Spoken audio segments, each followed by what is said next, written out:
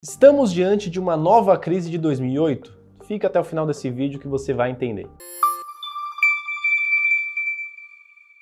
Diante de todos os acontecimentos que a gente tem visto nas últimas semanas, quebra do SVB, o Silicon Valley Bank, quebra do Signature Bank, quebra do First Republic Bank, quebra do Credit Suisse, que foi comprado pelo UBS por 3 bilhões de dólares, que foi uma verdadeira barganha, já que o banco já chegou a valer mais de 30 bilhões de dólares, foi comprado aí por 10% de seu valor, e muitas outras instituições com dificuldades. Aqui no Brasil também tivemos financeiras quebrando, bancos C6, bancos digitais reportando prejuízos bilionários no ano de 2022. Diante disso, a gente vai trazer um pouco nesse vídeo as principais diferenças sobre o momento que a gente está vivendo para a crise de 2008, que foi uma crise bem tenebrosa, principalmente nos Estados Unidos, que foi bastante conhecida com a quebra do banco Lehman Brothers, que era um banco que tinha mais de 100 anos de história, quase 160 anos de história, e quebrou nos Estados Unidos. Inclusive, para quem quer entender bastante aí sobre a crise de 2008, tem dois filmes que eu super indico aí,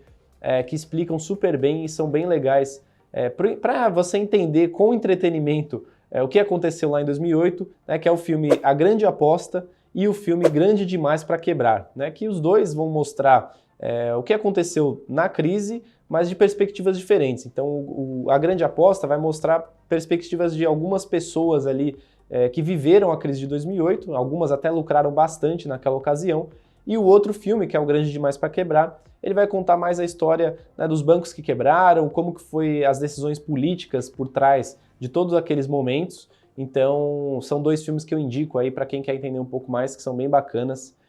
E trazem também um pouco de entretenimento, tem bons atores lá, então é bem bacana de assistir. Bom, e não é novidade que a gente está vivendo num momento de contração no crédito, da economia como um todo. Então, se a gente pegar a nossa taxa de juros, e não só a do Brasil, mas também dos Estados Unidos, da Europa, de vários países ao redor do mundo, a gente vê que são taxas em níveis maiores do que a gente estava acostumado na última década. Então, de 2010 até 2020, 2021 mais ou menos, Estados Unidos, por exemplo, tinha uma taxa de juros próxima do 0%, algo em torno ali de 0, 1, mas não chegou a ultrapassar muito além disso. E agora a gente vê uma taxa de juros lá nos Estados Unidos, por exemplo, na casa dos 5% ao ano, que é muita coisa, e foi um aumento repentino. E isso nada mais é do que uma mudança no ciclo. Os mercados eles funcionam no formato de ciclos, em algum momento você o mercado vai estar mais expansionista, depois o mercado cai e vira mais contracionista. Para quem já conhece o mercado financeiro, conhece os termos de bull e bear market, que o bull significa touro, e o touro ataca para cima, por isso que a bolsa está subindo, e o bear ataca para baixo, por isso que a bolsa está caindo. Sabia dessa, Cláudia, dessa curiosidade? É por isso que chama de bull e bear market. E por isso que a gente diz que o mercado funciona dessa forma. E no mercado de crédito não é diferente. No mercado de crédito, imobiliário, mercado financeiro como um todo, funciona no formato de ciclos, e agora a gente está entrando num ciclo de contração. Então o crédito está mais caro, o dinheiro disponível, a liquidez do mercado, do sistema como um todo, está mais restrita, então os bancos não estão aprovando tantos financiamentos assim, então a liquidez como um todo ela está mais reduzida, e no mundo inteiro, não é só nos Estados Unidos. Com a pandemia, os mercados acabaram se alinhando, apesar de todo esse desarranjo, o mercado global como um todo está subindo juros, os bancos centrais estão mais contracionistas, e isso acaba causando diversos eventos negativos na economia. Então, como eu disse no começo do vídeo, a gente teve eventos de crédito dentro dos bancos, o mercado bancário está passando por dificuldades, apesar de serem algumas instituições em específico. Você pega SVB, por exemplo, era um banco que atuava muito com empresas de tecnologia, ele estava muito exposto a startups, empresas até ligadas ao mercado de criptomoeda. A fonte secou, a fonte de liquidez acabou indo embora, o banco acabou entrando em dificuldades. O Credit Suisse, por exemplo, que atuava bastante na Europa, mas tinha mercado no mundo inteiro, também enfrentou dificuldades, reflexo de várias decisões que foram equivocadas ao longo da história do banco. Então, apesar do banco ser um banco suíço, remeter bastante à solidez no mercado financeiro, o banco não tomava decisões tão boas assim, e por isso, quando chegou o momento de contração, o banco acabou enfrentando dificuldades e, como eu disse, foi vendido para o UBS, que é o principal concorrente dele na Suíça, por 3 bilhões de dólares, uma fração do seu valor de mercado, né, que já chegou a valer 30 bilhões. Tá? Inclusive o SVB também foi vendido nessa semana para um outro banco regional que era concorrente dele, também especializado em comprar bancos em dificuldades financeiras. E aqui, se a gente for para o mercado brasileiro, a gente tem a quebra de pedidos de recuperação judicial de diversas empresas. Então a gente viu, tirando o fato de Americanas, que a gente não sabe exatamente ainda o que aconteceu, a gente viu Marisa, Tokstok, Oi, CVC e outras diversas empresas pedindo recuperação judicial, enfrentando dificuldades no pagamento de aluguel, enfrentando extremos aumentos de alavancagem, então piorando muito a sua relação entre dívida líquida sobre EBITDA, por exemplo, que é um indicador super importante nesses momentos, para você medir como que a empresa está alavancada, além de diversos rebaixamentos de rating, de notas de crédito dessas empresas. Então, enquanto uma empresa, por exemplo, no ano passado estava com uma nota lá atribuída de duplo A+, esse ano ela acabou passando ali para A+, A-, empresas chegaram até C, que é uma nota bem ruim de crédito. Então, vou deixar até uma tabela aqui na tela para vocês verem a escala de rating, o quanto maior a nota da empresa, melhor, maior a qualidade daquela empresa em termos de crédito, e quem avalia são agências independentes bem importantes ao redor do mundo, como por exemplo a Fitch, a S&P e a Moody's. E sabendo disso, quais são as principais diferenças do momento que a gente vive hoje para a crise de 2008? Tá? Primeiro a gente volta na origem da crise. Então lá em 2008, até um pouco antes disso, tudo começou com o mercado imobiliário. Então lá nos Estados Unidos existia um empréstimo, ainda existe, muito famoso chamado de hipoteca. Tá? E na ocasião, os juros estavam baixíssimos no começo dos anos 2000 e muita gente que às vezes não deveria começou a pegar muitos empréstimos relacionados ao setor imobiliário. Inclusive os filmes que eu citei aqui, principalmente o da Grande Aposta, traz exemplos claros disso.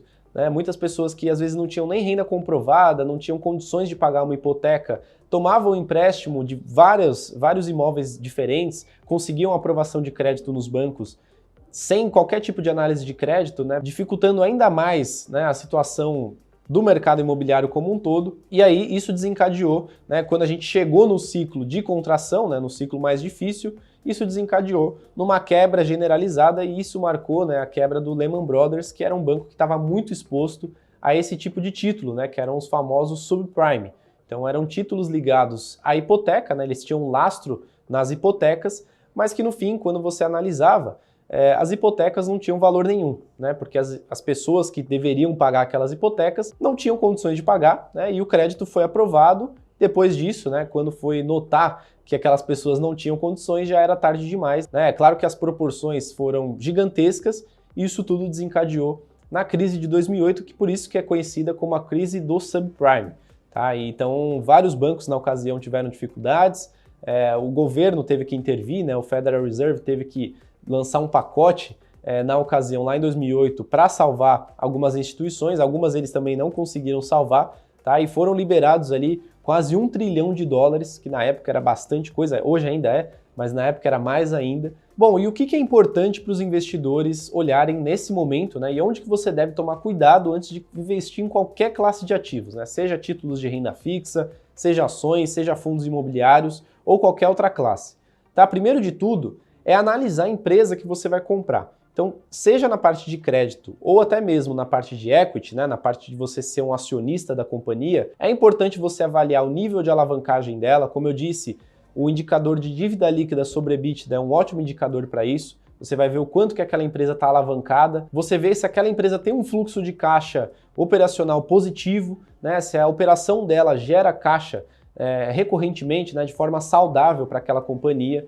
Você vê a estrutura de passivos daquela companhia. Então, no geral, é basicamente você separar, usar aquela famosa frase de separar o joio do trigo. Então, apesar de muita coisa poder parecer barata hoje em dia, já que a gente teve uma queda muito forte, tanto nos índices acionários como também nos índices de renda fixa, se a gente pegar vários ETFs americanos de renda fixa, podem parecer bastante descontados, a taxa de juros está bastante alta, a gente tem que tomar cuidado com o crédito que a gente compra ou com a empresa que a gente se expõe. Tá? E uma dessas formas de você analisar é fazendo uma boa análise de crédito, analisando esses indicadores.